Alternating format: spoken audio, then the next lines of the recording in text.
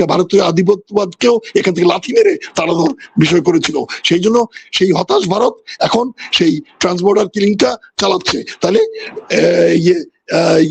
ট্রান্সবর্ডার river সিস্টেমকে ধ্বংস করেছে, পানি দিয়ে বঞ্চিত করছে আমাদেরকে, ইসরায়েলের আচরণ করে তার কাটা দিয়ে বঞ্চিত করছে আমাদেরকে অপদস্থ করছে। আর ফেলানিকে যেরকম ঝুলিয়ে রেখেছিল, প্রতি মাসে ফেলানির ভাইদেরকে বা বোনদেরকে বা বৃদ্ধ তরুণ জোয়ান যুবক শিশু সবাইকে ভারত হত্যা করছে। এই জিনিসটা খুবই গুরুত্বপূর্ণ। এই দুইটি। আর একটি জিনিস বলবো, ভারত বাংলাদেশে যে বাজার, সেই বাজারকে হারিয়েছে প্রায় অনেকটা। আমাদের ভারতে যাওয়ার কোনো প্রয়োজন নাই। আমাদের ভিসা যদি ভারত না দেয়, এখন যে ভয় পেয়ে চালু করেছে, আমাদের কোনো দরকার নাই ভারতের ভিসার। বাংলাদেশের বর্তমান সরকার, এই বিএনপি সরকার, তারেক রহমানের নেতৃত্বে যে সরকার, তারা যদি এই কাজটা করতে পারেন সাহসের সঙ্গে, দেশের অভ্যন্তরে তিনি যেটা বানাবেন এবং সেটা বানানোর ক্ষেত্রে যদি তারা চীনের সাহায্য নেন, তাহলে লাভ হবে এটা যে আমাদের অর্থকরী হলো, এক্সপার্টিসও পাওয়া গেল। আর একটা জিনিস, এইসব জিনিসের একটা সময়সীমা আছে এবং এগুলোই যে দেশই করুক তারা একসময় চলে যেতে বাধ্য হয় এবং এখানে সব টেকনোলজি ট্রান্সফার করার পর। তাহলে সুতরাং এটা খুব সেফ একটা জায়গা এবং এইটি যদি তারেক রহমান করতে পারেন, খুব বড় কাজ। তাহলে ইসরায়েল, এশিয়ার ইসরায়েল ভারতকে ঠেকানোর এইটা হলো একটা রাস্তা। এশিয়ার ইসরায়েল তারা কেন? দ্বিতীয় আরেকটা কথা বলি, আমাকে একটু সুযোগ দেন। সেটা হচ্ছে একটা এই ক্রস বর্ডার যে কিলিং হচ্ছে, জেনোসাইড। লক্ষ্য করুন যে ওখানে ফিলিস্তিনিদেরকে মারে, এখানে পাখির মতো প্রতিদিন মারে। এইটি অধিকার, আসক, আইন সালিশ কেন্দ্র থেকে শুরু করে আন্তর্জাতিক যত সূত্র, সকল সূত্র স্বীকার করছে এবং আমরা সেটা দেখেছিও। গত 20 বছরে প্রতি মাসে প্রায় 10 জন 15 জন, কখনো 20 জনও মেরে ফেলেছে ভারত। এবং তারা বলে চোরাচালানি করতে গিয়ে মারে। ভাই, চোরাচালানি গরুটা তো তুমি সাপ্লাই করো, তোমার মা গরু দেবতাকে তো তুমিই বিক্রি করো, বিক্রি করার পর তারপরে আবার গুলি করে মারো। 2 নম্বর হচ্ছে যে অনেক ক্ষেত্রেই ভারতের বিএসএফ একেবারে আগ্রাসী ভূমিকা নিয়ে বাংলাদেশের অভ্যন্তরে ঢুকে নিড়ানি দিচ্ছে, ক্ষেত খামার করছে বা তার ঘরের আশেপাশে চলাচল করছে, তাকেও হত্যা করেছে। এটা প্রতিদিন করছে, গত 16 বছরে ভয়ানক ভাবে করেছে। এখন যখন ভারত খুব হতাশ হয়ে দেখেছে ইউনূস সাহেবের সঙ্গে পারা গেল না, ইউনূস সাহেবের অন্তর্বর্তীকালীন সরকার যে সমস্যাই থাকুক, কিন্তু তারা ভারতের ব্যাপারে একটু শক্ত ছিলেন এবং সেই ধারাবাহিকতায় এখন তারেক রহমানও চীনে গিয়ে আর মালয়েশিয়া গিয়ে তিনি যে কাজটা করেছেন, খুব ভালো কাজ করেছেন এবং ভারত একটা বুঝতে পেরেছে সিগন্যালটা কোন দিকে। সুতরাং ভারতের কাজ হচ্ছে যে কোনো অবস্থায় এই ট্রান্সবর্ডার কিলিংকে জাগে না। এই যে 4200 কিলোমিটার মতো যে এত দীর্ঘ বর্ডার, বিশ্বের 3-4টার মধ্যে একটা, 3-4 নম্বরে, সেই বর্ডারে প্রতিদিন মানুষ মারে, প্রতিদিন। এই মাসেও মেরেছে, গত মাসেও মেরেছে, এই মাসে প্রত্যেক সপ্তাহে মেরেছে। এবং আমরা কি প্রতিবাদ, আগে কোনো প্রতিবাদই করা হতো না, এখন একটা জিনিস করা হচ্ছে, পুশিং ঠেকানো হচ্ছে। আমাদের একটা অদ্ভুত জিনিস মানুষের বেরিয়ে গেছে, 24-এর গণ অভ্যুত্থানের পর মানুষের একটা দেশপ্রেমের জায়গাটা এবং আধিপত্যবাদ বিরোধিতাটা এত সুস্পষ্ট হয়েছে যে প্রত্যেকটাই পুশিং এর ক্ষেত্রে আমাদের বিজেপিকে সাহায্য করেছে কে? আমাদের জনগণ। তারা রাত জেগে পাড়া দিয়ে এই কাজটা কিন্তু করে ফেলেছে। তাইলে সুতরাং আমাদের জনশক্তিকে যদি আমরা ঐক্যবদ্ধ করতে পারি, তাহলে এশিয়ার ইসরায়েলকে আমরা ঠেকাতে পারি। এইটা খেয়াল রাখতে হবে যে ভারত কোনোদিন আমাদেরকে ছাড়বে না। ভারত তার এখানে আমাদেরকে হিটারল্যান্ড বানিয়ে এখানে একটা বাজার তৈরি করে তার সংস্কৃতি এখানে চাপিয়ে দিয়ে এবং তার দাদাগিরি এখানে চালু করতে চায়, দক্ষিণ এশিয়ার ইসরায়েল হতে চায়। সেটা আমরা হতে দিচ্ছি না। বর্ষা বিপ্লব 24-এর সেটির বিরুদ্ধে ছিল।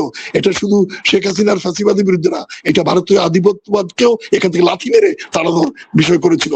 সেই জন্য সেই হতাশ ভারত এখন সেই ট্রান্সবর্ডার কিলিংটা চালাচ্ছে। তাহলে ট্রান্সবর্ডার রিভার সিস্টেমকে ধ্বংস করেছে, পানি দিয়ে বঞ্চিত করছে আমাদেরকে, ইসরায়েলের আচরণ করে তার কাটা দিয়ে বঞ্চিত করছে আমাদেরকে অপদস্থ করছে। আর ফেলানিকে যেরকম ঝুলিয়ে রেখেছিল, প্রতি মাসে ফেলানির ভাইদেরকে বা বোনদেরকে বা বৃদ্ধ তরুণ জোয়ান যুবক শিশু সবাইকে ভারত হত্যা করছে। এই জিনিসটা খুবই গুরুত্বপূর্ণ। এই দুইটি। আর একটি জিনিস বলবো, ভারত বাংলাদেশে যে বাজার, সেই বাজারকে হারিয়েছে প্রায় অনেকটা। আমাদের ভারতে যাওয়ার কোনো প্রয়োজন নাই। আমাদের ভিসা যদি ভারত না দেয়, এখন যে ভয় পেয়ে চালু করেছে, আমাদের কোনো দরকার নাই ভারতের ভিসার। আমাদের অন্য দেশে যাওয়া যাবে।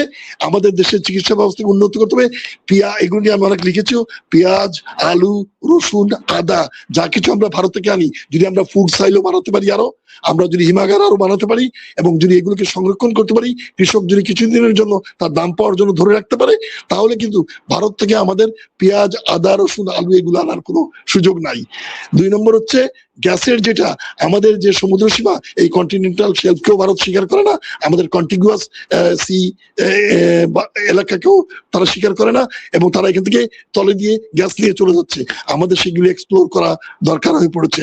2 নম্বর, আমাদের সমুদ্র সম্পদ সব রকম, মৎস্য থেকে শুরু করে এই সুনীল সাগরের যে এলাকাটা আমাদের 200 নটিক্যাল মাইল পর্যন্ত যেটা আমাদের সীমা, সেই সীমার মধ্যে আমরা যে গ্যাস, যে সমুদ্র সম্পদ, যে খনিজ সম্পদ, যে এটাকে কি বলে মৎস্য সম্পদ, এই সব কিছুর উপরে আমাদের একচ্ছত্র অধিকার সেইটা, এবং আমরা সেটা অর্জন করেছি এবং আন্তর্জাতিক আইন অনুযায়ী, এবং এখন আমাদেরকে সেটা কার্যকর রাখতে গেলে যেটা করতে হবে, ভারত, এশিয়ার ইসরায়েল ভারতকে ঠেকাতে হবে। তাহলে ট্রান্সবর্ডার কিলিং কে আমাদের প্রতিরোধ করতে হবে, পশ্চিমকে আটকাতে হবে।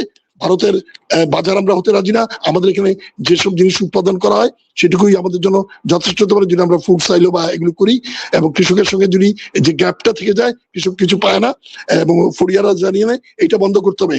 আর আমাদের এই দাস মনোবৃত্তি পরিত্যাগ করতে হবে। আর 3 নম্বর, যেটা আগে বলেছিলাম, আমাদের নদীর পানির ন্যায্য হিস্যা আমরা আদায় করবো একদিকে, আর আরেকদিকে আমাদের পদ্মা ব্যারেজ এবং আমাদের এই তিস্তা মহাপরিকল্পনা সেটাও এগোতে হবে। এই ক্ষেত্রে নির্লজ্জের মতো যারা উকালতি করেন যে এই বর্তমান সরকারকে ভারতের সঙ্গে যোগাযোগ করে তাদের অনুমতি নিয়ে, এবং সরকারও একটু ভিতর সন্ত্রস্ত নমনীয় হচ্ছেন, আমরা সরকারের এই প্রশ্নে লক্ষ্য করুন বাংলাদেশের মানুষের নিজেদের মধ্যে কত বিরোধ, কিন্তু একটি জিনিস লক্ষ্য করুন, যখনই ভারতের প্রশ্ন দেওয়া সব লোক ঐক্যবদ্ধ হয়ে যায়। তাহলে কি এতগুলি বর্ডারে পুশিং ঠেকানো বিজেপির পক্ষে সম্ভব ছিল না? ও আরেকটি কথা বলি, আমাদের বিজেপি নামটা পাল্টে ফেলতে হবে। যত কষ্ট, যত টাকা খরচ হোক, আবার বিডিআর, বাংলাদেশ রাইফেলস, বিজেপি হতে পারবে না। আমরা ভারতের কাছ থেকে অস্ত্র নিয়ে ভারতের বিরুদ্ধে যুদ্ধ করব, ভারতকে ঠেকাবো, এইটা একটা মূর্খতা। আমাদের অস্ত্রের ভান্ডার তৈরি করতে হবে চাইনিজ অস্ত্র দিয়ে। ওই যে বিমান কেনা হচ্ছে, যুদ্ধ বিমান, সেটি থাকতে হবে যেমন, এবং অস্ত্র সেখান থেকে আসতে হবে। অর্থাৎ ভারতকে উলফ ল্যান্ড হিসেবে ট্রিট করতে হবে, যেটি এই তারেক রহমানের বাবা জিয়াউর রহমানের সময় সামরিক একাডেমিতে উলফ ল্যান্ড হিসেবে ট্রিট করা হতো, এবং সেই ট্রেনিংটা ছিল। পারসেপশনটা কি, আপনার যদি এনিমি না থাকে আপনার রাষ্ট্র থাকে না। আপনার রাষ্ট্র মানে হচ্ছে ফরেইন আছে, মানে অর্থাৎ শত্রু রাষ্ট্র আছে, আপনি হচ্ছে নিজস্ব। আমরা আর ওরা, উই অ্যান্ড দে কারা? এই ক্ষেত্রে হচ্ছে ফরেইন, শত্রু রাজ্য হচ্ছে ভারত, এবং প্রত্যেকটা ক্ষেত্রে তারা শত্রুতা করছে। আমাদেরকে ভারতের ইসরায়েলকে, এশিয়ার ইসরায়েলকে ঠেকাতে হবে। ধন্যবাদ। ধন্যবাদ। আমি দ্বিতীয় পর্যায়ে আবার আসবো।